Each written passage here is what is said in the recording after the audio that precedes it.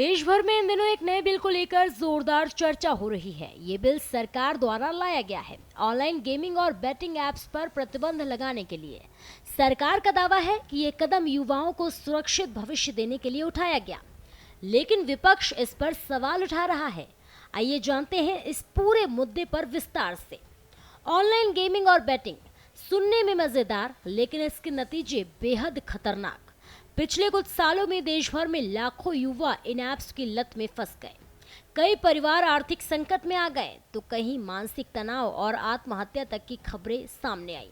ऐसे में सरकार ने बड़ा कदम उठाते हुए इन ऐप्स और प्लेटफॉर्म्स को बैन करने के लिए बिल पेश कर दिया। बीजेपी का कहना है कि यह बिल समाज सुधार की दिशा में एक मील का पत्थर साबित होगा। पार्टी नेताओं के मुताबिक जितने भी ऐसे ऐप्स और वेबसाइट्स हैं जो युवाओं को गलत राह पर ले जा रहे थे, जैसे ऑनलाइन सट्टेबाजी, जुआ और नशे जैसी आदत डालने वाले गेम, उन पर रोक लगाना बेहद जरूरी हो गया था।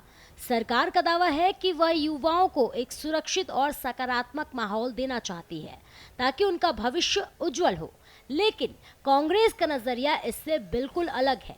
कांग्रेस नेताओं का कहना है कि जुआ या बैटिंग कोई शौक से नहीं खेलता, बल्कि मजबूरी से खेलता है। उनका तंज है कि जब सरकार युवाओं को रोजगार देने में असफल रही, तब वे आसान पैसे यानी इजी मनी के चक्कर में फंस गए। कांग्रेस का आरोप है कि असली सवाल ये है कि ऐसी परिस्थितियां बनी ही क्यों जिसमें युवा इस जाल में उलझने लगे। भोपाल के युवाओं और यूथ मेंटर्स ने भी इस कानून का समर्थन किया। उनका कहना है कि ये फैसला और पहले लिया जाना चाहिए, क्योंकि अब तक हजारों लोग इन गेम्स की लत में फंस चुके हैं। न सिर्फ पैसे का नुकसान हुआ, बल्कि मानसिक स्वास्थ्य पर भी गहरा असर पड़ा। कई मामलों में तो हालात इतने बिगड़े थे कि युवाओं ने आत्महत्या कर ली। दरअसल ये बिल सिर्फ एक रोक लगाने वाला कानून नहीं, बल्कि एक सोच है। सोच ये है कि युवाओं को बचपन से ही सही दिशा दी जाए। अगर ऑनलाइन लत पर समय रहते लगाम नहीं लगाई गई तो आने वाला कल और भी खतरनाक हो सकता था। हालांकि बड़ा सवाल ये है कि इस कानून का असर जमीनी स्तर पर कितना होगा।